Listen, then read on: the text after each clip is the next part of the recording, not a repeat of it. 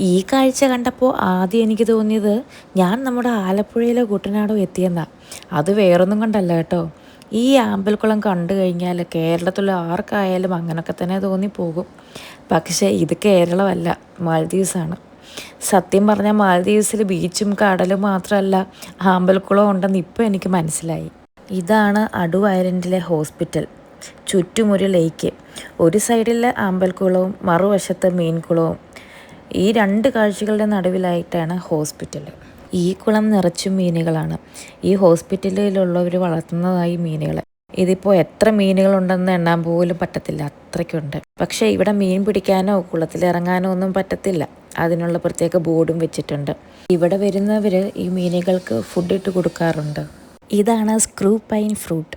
മാൽദീവ്സിലെ ഒരു സ്പെഷ്യൽ ഫ്രൂട്ടാണ്. പുറമേ നിന്ന് നോക്കുമ്പോൾ പൈനാപ്പിൾ പോലെയായിരിക്കുന്നത്. ഇതിൻ്റെ ഇതളുകൾ നമുക്ക് ഓരോന്നായിട്ട് പൊളിച്ചെടുക്കാൻ വേണ്ടിയിട്ട് പറ്റും. ഉള്ളിൽ നല്ല ചക്കപ്പഴം പോലെയായിരിക്കും. പഴുത്ത് കഴിയുമ്പോൾ ഇതിനൊരു കട്ട ചുവപ്പ് കളറാണ്. മാൽദീവ്സുകാരുടെ സർവൈവൽ ഫുഡ് എന്നാണ് ഇതിനെ അറിയപ്പെടുന്നത്. കുറച്ച് സമയം ഇവിടെ ഇരുന്ന് ഈ മീനുകളെ നോക്കുമ്പോൾ മനസ്സിന് കിട്ടുന്നൊരു റിലാക്സേഷൻ അത് പറഞ്ഞറിയിക്കാൻ പറ്റാത്തതാണ്. അപ്പോൾ ഇന്നത്തെ കാഴ്ചകളും വിശേഷങ്ങളും ഇത്രയേ ഉള്ളൂ. അടുത്ത വിശേഷങ്ങളുമായി വേഗം വരാം.